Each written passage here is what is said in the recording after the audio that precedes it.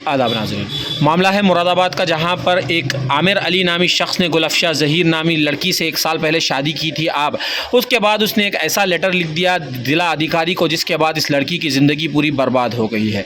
इसने उस लेटर में ऐसा क्या लिखा जिसके बाद ये लड़की की ज़िंदगी बर्बाद हो गई है। इतना ही नहीं बल्कि इन दोनों को एक कुछ वक्त पहले नन्ही सी बेटी भी हुई थी। इसका भी ख्याल इस शख्स ने नहीं किया और इसने ज़िला अधिकारी को उस लेटर में ऐसा क्या लिख दिया, जानिएगा तमाम तफसीलात इस वीडियो में।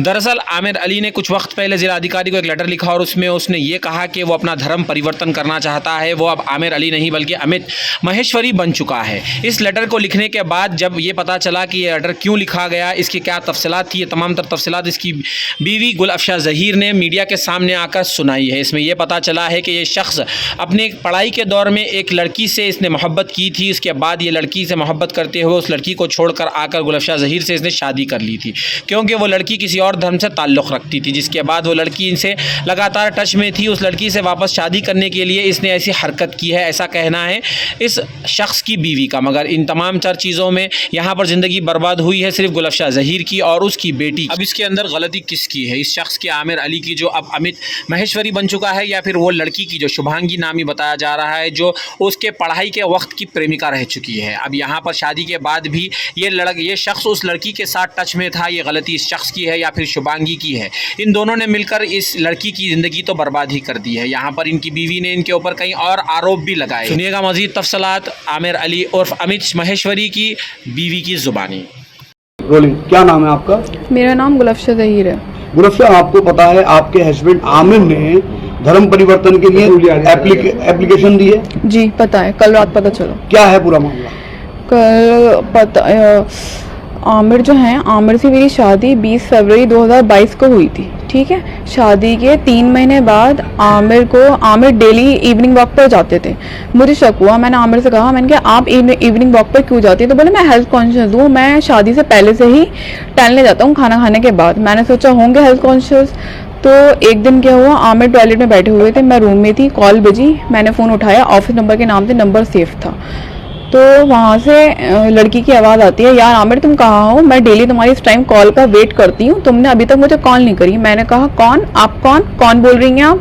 बोले आमिर आए, उन्हीं से पूछ लेना मैं कौन बोल रही हूँ। जब रात को आमिर रूम में आए तो मैंने आमिर से पूछा कि आपके नंबर पर किसकी कॉल थी, ये लड़की कौन थी? तो उन्होंने कहा ये एक शुभांगी है, मेरी एक्स गर्लफ्रेंड, मुझे ब्लैकमेल कर रही है। तो मैंने उनसे कहा कि आपने मुझे ये बातें क्यों नहीं बताई पहले? बोले मुझे नहीं पता था कि शादी के बाद तुम्हारे सामने ये सब चीज़ें ऐसे आएंगी।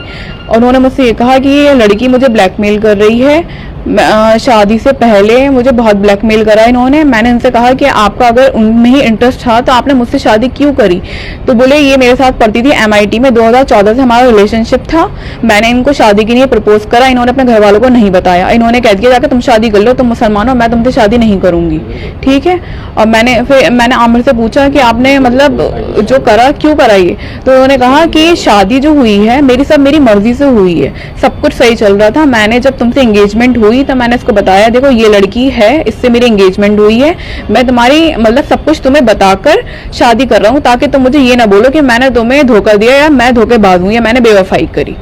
तो उसके बाद आमिर ने मुझे बताया कि हमारी शादी 20 फरवरी को हुई थी, 16 तारीख को ये लड़की मुरादाबाद आ गई थी। 16 तारीख में जन्नत बैंकेट हॉल में मेरी माइयो थी और उस टाइम पे ये मुरादाबाद आ गई थी। बड़ी मुश्किल से इनको बिला फुसला के झूठे कस्में वादे देकर वापस भेजा और उसमें इन्होंने वादे ये करे कि लड़की ने मतलब आमिर से झूठे मतलब ये कस्में दिलाई कि तुम 1 साल में इसको छोड़ दोगे, हस्बैंड वाइफ की तरह नहीं रहोगे, टच नहीं करोगे।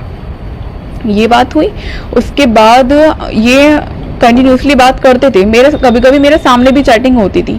मैंने 5-6 महीने खूब बर्दाश्त करा। 5-6 महीने बर्दाश्त करने के बाद मैंने सास को सब बताया, मुझे भी लोगों ने बताया। तो सास ने मुझसे ये कहा कि कोई बात नहीं, आदमी तो होते ही ख़राब है, आदमी को सब जायज़ होता है, और तुम्हें खाने को दे रहा है, पीने को दे रहा है, पहनने को दे रहा है, ओढ़ने को दे रहा है, तुम्हारे साथ क्या कमी करा? रात को तो आके तुम्हारे पास सो ही रहा है, ठीक हो जाएगा।